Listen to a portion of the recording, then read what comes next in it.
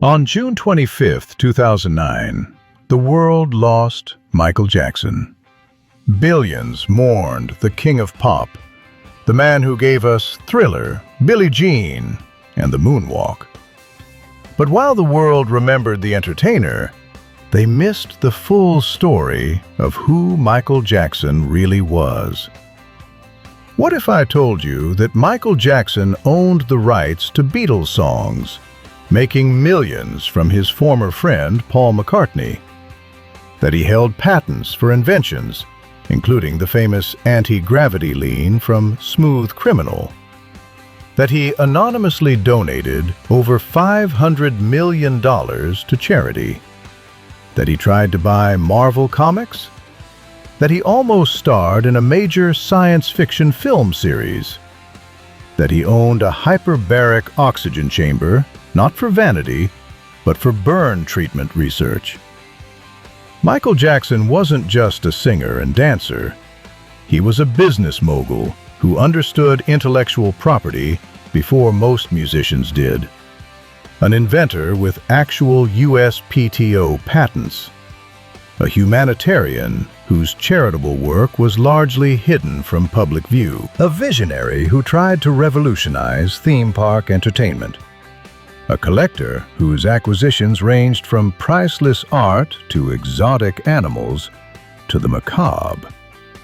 He was also deeply troubled, isolated, and ultimately destroyed by a combination of childhood trauma, fame, addiction, and allegations that remain controversial to this day. Today, we're going beyond the music to explore the Michael Jackson few people know. The business deals, the patents, the investments, the humanitarian work, the bizarre collections, and the empire he built and lost. This is the story of Michael Jackson, the entrepreneur, the inventor, the philanthropist, and the tragic figure behind the sequined glove. In 1985, Michael Jackson made what might be the smartest business move of his career, and one that would destroy his friendship with Paul McCartney. Paul had casually mentioned to Jackson during their collaboration on Say, Say, Say that the real money in music wasn't in performing, but in owning publishing rights.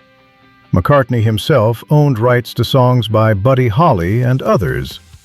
He even joked that someday he'd buy back the Beatles catalog.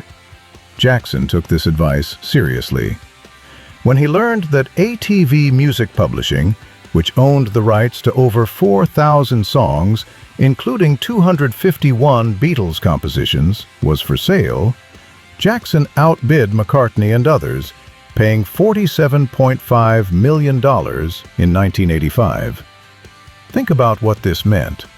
Every time a Beatles song played on the radio, in a commercial, in a movie, or was covered by another artist, Michael Jackson got paid. When Nike used Revolution in a commercial, Jackson made money. When Yesterday played in a restaurant, Jackson made money. The catalog generated an estimated $30 to $50 million annually in royalties. Paul McCartney was reportedly furious. He had introduced Jackson to the concept, never imagining his friend would buy the very catalog containing McCartney's own compositions. Their friendship essentially ended. McCartney later said, "I think it's dodgy to do things like that. To be someone's friend and then to buy the rug they're standing on." But Jackson defended the move as pure business, reportedly saying, "It's just business. I'm sorry, Paul, but it's just business." But Jackson's business interests extended far beyond music publishing. Film and entertainment. Jackson tried to buy Marvel Comics in the 1990s, envisioning himself playing Spider-Man. When that didn't work out, he attempted to acquire the film rights to X-Men, wanting to play Professor Xavier.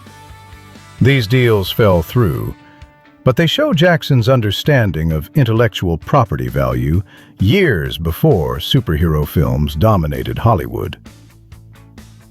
Theme parks. Jackson invested heavily in amusement concepts. He worked with Sega on video games and theme park attractions. He planned Peter Pan's playground in Europe, which never materialized. He consulted on Universal Studios attractions. Real estate. Beyond Neverland, Jackson owned property in Las Vegas, had interests in hotels, and at one point owned part of Neverland's neighboring land, planning expansion. Technology. Jackson invested in technology companies, recognizing the digital revolution's potential. He owned shares in various startups and tech ventures, though many failed. Jackson once said, "The greatest education in the world is watching the masters at work." He watched Berry Gordy, Quincy Jones, and others, learning not just music, but business. He understood that in entertainment, ownership equals power and wealth. His music made him famous. His business acumen made him wealthy. Here's something that surprises most people. Michael Jackson was a legitimate inventor with patents registered with the United States Patent and Trademark Office. The most famous patent is U.S. Patent 5,255,452, filed in 1992 and granted in 1993. Method and means for creating anti-gravity illusion. This patent covers the technology behind Jackson's famous 45-degree forward lean in the Smooth Criminal video and live performances. Let me explain the mechanics. The shoe has a specially designed heel with a triangular slot. At the right moment during performances, pegs emerge from the stage floor. The performers slide their heels over these pegs, which fit into the slots, anchoring their feet. This allows them to lean forward far beyond what's normally possible, seemingly defying gravity. What makes this invention remarkable isn't just the effect. It's that Jackson conceived of the mechanism himself, worked with designers to perfect it, and properly patented it. He understood intellectual property protection. The patent lists Michael Jackson, Michael L. Bush, and Dennis Tompkins as inventors. This wasn't Jackson's only technical innovation. Stage technology. Jackson pioneered various stage effects, including elaborate hydraulic systems, pyrotechnics integration, and the famous toaster effect, where he appeared to emerge from beneath the stage in explosions of smoke and light. Music video innovation. While not patented, Jackson revolutionized music video production. Thriller was the first music video with a narrative structure, cinematic quality, and extended length, nearly 14 minutes. It wasn't just a promotional tool, it was a short film that changed the industry. He essentially created the template for modern music videos. Dance notation systems.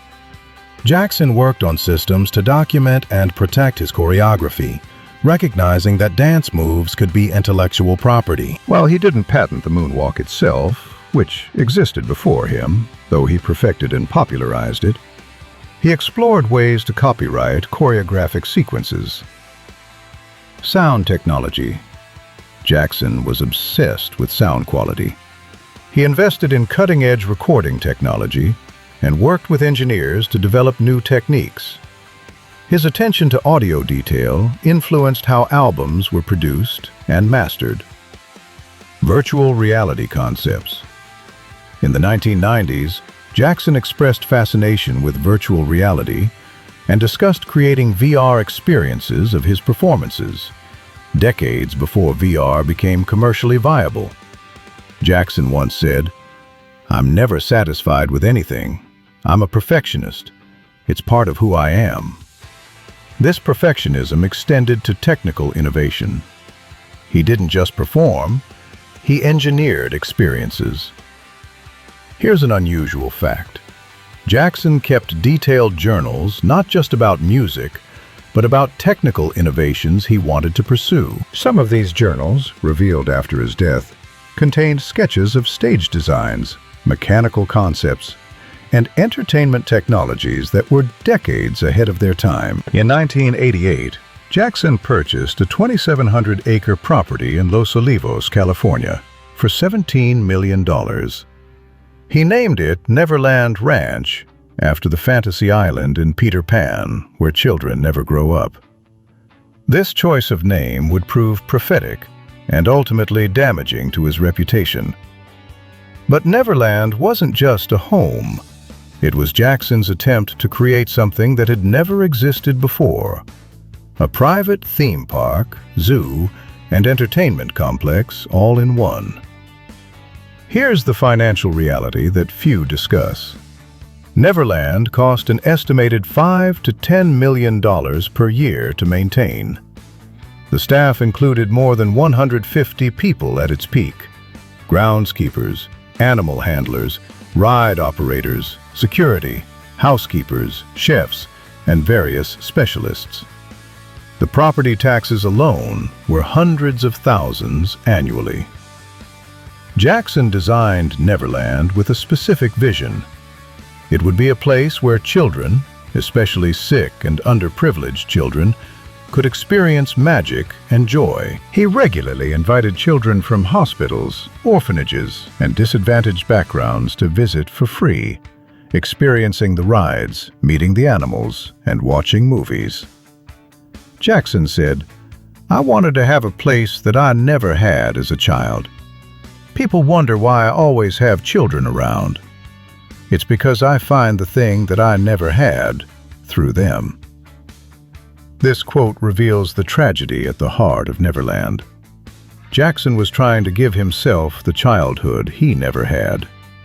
He was raised performing from age 5, experienced abuse from his father, never played with other children normally, and was thrust into mega-stardom as a child.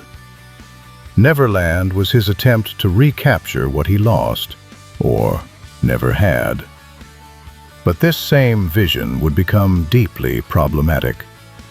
When allegations emerged that Jackson had inappropriate relationships with children, Neverland, this place designed for childhood joy, became evidence of something far darker in the public imagination. The whimsical became sinister. The generous became grooming. Whether fair or not, Neverland's legacy became inseparable from the allegations against Jackson.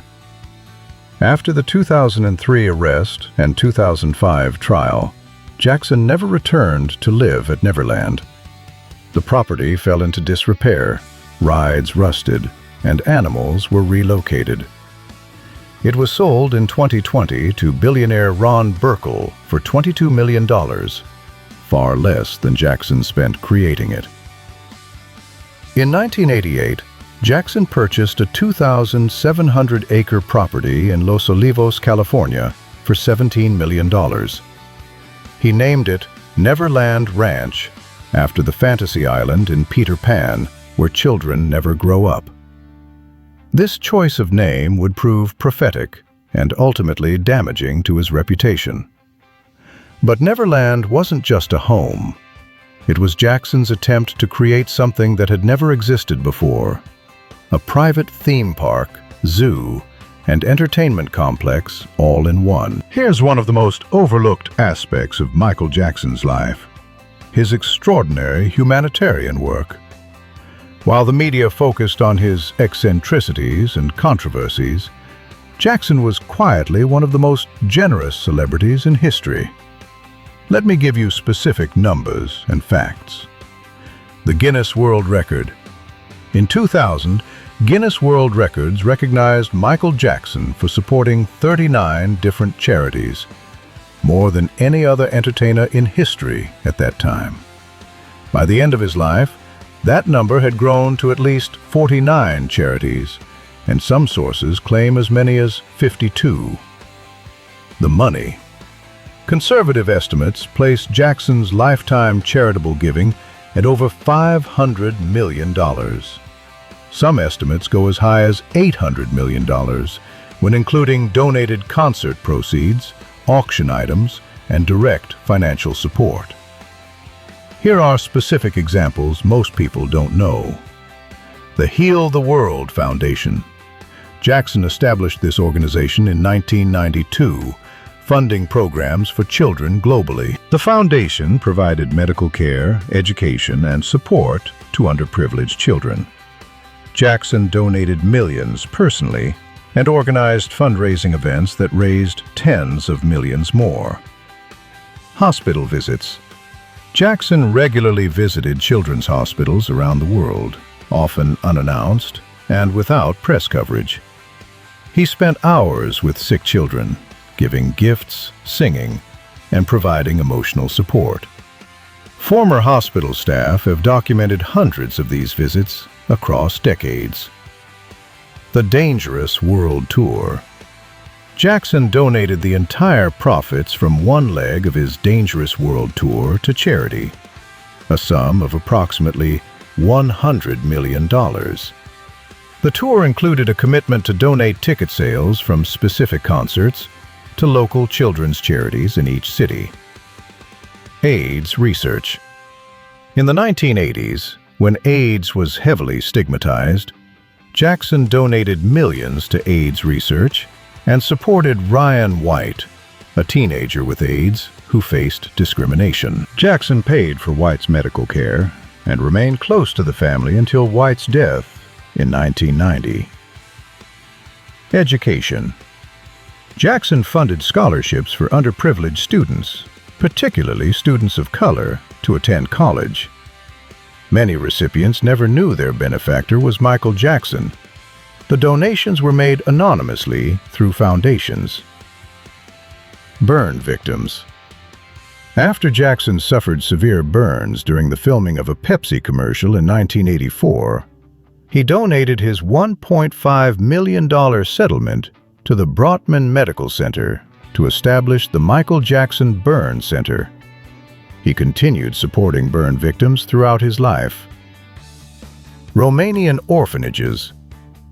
In the early 1990s, after visiting Romanian orphanages and being devastated by the conditions, Jackson donated equipment, supplies, and funding to improve care facilities. Here's the unusual part. Jackson often insisted his charitable work remain private. He didn't issue press releases for every donation. He didn't use charity work primarily for publicity, unlike many celebrities. Much of his humanitarian activity only became known after his death, when records and testimonies emerged. Jackson once said, "If you enter this world knowing you are loved, and you leave this world knowing the same, then everything that happens in between can be dealt with." His charitable work seemed driven by a genuine desire to help children who suffered, perhaps because he saw himself in them. Why this wasn't covered? The media focused on Jackson's appearance changes, bizarre behavior, and later allegations. Charity work doesn't generate clicks and views like scandal does. Additionally, Jackson's own desire for privacy regarding his humanitarian work meant there were fewer photo ops and press conferences compared to other celebrity philanthropy. The Grammy Legend Award speech. In 1993, Jackson received the Grammy Legend Award. His acceptance speech focused almost entirely on his humanitarian work and the suffering of children worldwide, barely mentioning his music career. Few remember this speech because it contradicted the media narrative of Jackson as merely eccentric or troubled. The United Nations involvement. Jackson worked with UNESCO and other UN organizations on children's welfare programs. He was nominated for the Nobel Peace Prize twice for his humanitarian work, though he never won. Beyond music videos, Jackson had extensive involvement in film and entertainment ventures that few remember. Film projects. Captain EO, 1986. Jackson starred in this 3D science fiction film directed by Francis Ford Coppola, with executive producer George Lucas. Shown exclusively at Disney theme parks, it cost $17 million for just 17 minutes.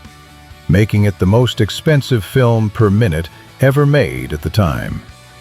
The film ran at Disney parks from 1986 to 1997, then was brought back after Jackson's death from 2010 to 2015. Moonwalker, 1988. This anthology film combined music videos, concert footage, and a narrative segment where Jackson has special powers and fights drug dealers. The film is bizarre, dated, and fascinating. Pure MJ fantasy. It made over $67 million despite limited theatrical release. Beyond Captain EO, Jackson was heavily involved in theme park entertainment. Michael Jackson The Experience at Disneyland Paris and other parks featured 3D films and attractions based on his music and persona. Jackson consulted on Universal Studios attractions, though specific details of his involvement remain proprietary. He planned, but never realized, Peter Pan's Playground in Europe, which would have been a permanent Neverland-style theme park open to the public. Moonwalker video game, 1989 through 1990. Released for arcade, Sega Genesis, and other platforms, it was one of the first celebrity-branded video games and was highly successful. Various other MJ-branded games followed, including dance games and rhythm games, continuing even after his death with titles like Michael Jackson The Experience, 2010. Cirque du Soleil, Michael Jackson 1 at Mandalay Bay in Las Vegas, opened in 2013 and continues to run, generating millions annually for Jackson's estate. Various tribute shows and touring productions licensed by the estate continue to generate significant revenue. Business philosophy.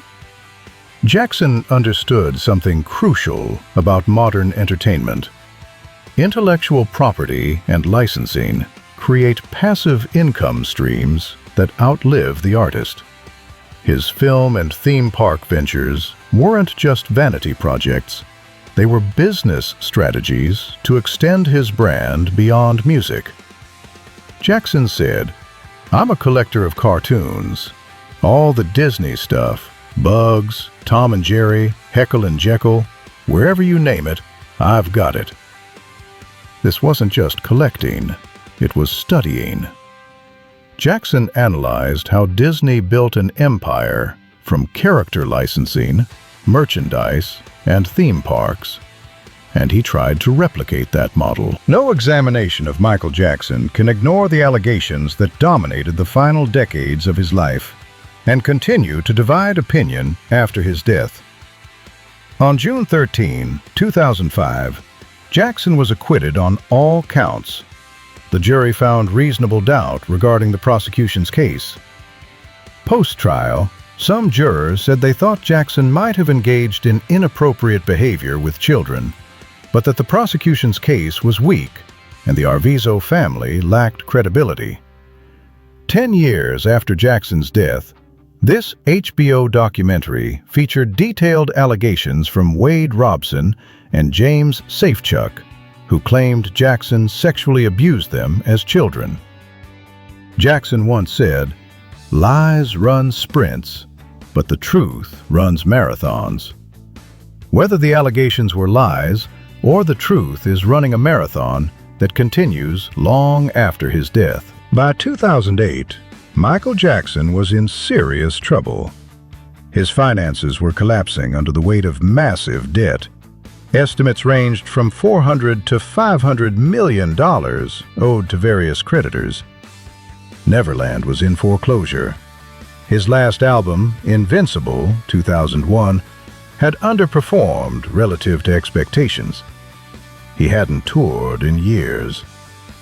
To rescue his finances, Jackson announced This Is It, a series of 50 concerts at London's O2 Arena beginning in July 2009. The concerts sold out immediately, generating over $85 million in ticket sales. Jackson would earn an estimated $300 to $400 million from the tour, potentially solving his financial crisis. The rehearsals. Footage from This Is It rehearsals shows Jackson looking thin and sometimes disengaged, though he could still perform when necessary. People close to the production expressed concerns about whether he could handle the tour's physical demands. Dr. Conrad Murray.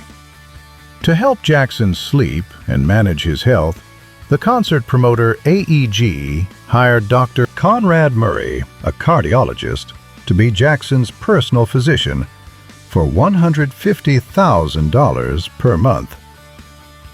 Murray made a catastrophic decision. He began giving Jackson propofol, a powerful anesthetic normally used only in surgical settings, to help him sleep. Propofol is not a sleep medication. It's an anesthetic that essentially puts patients into a medically induced coma.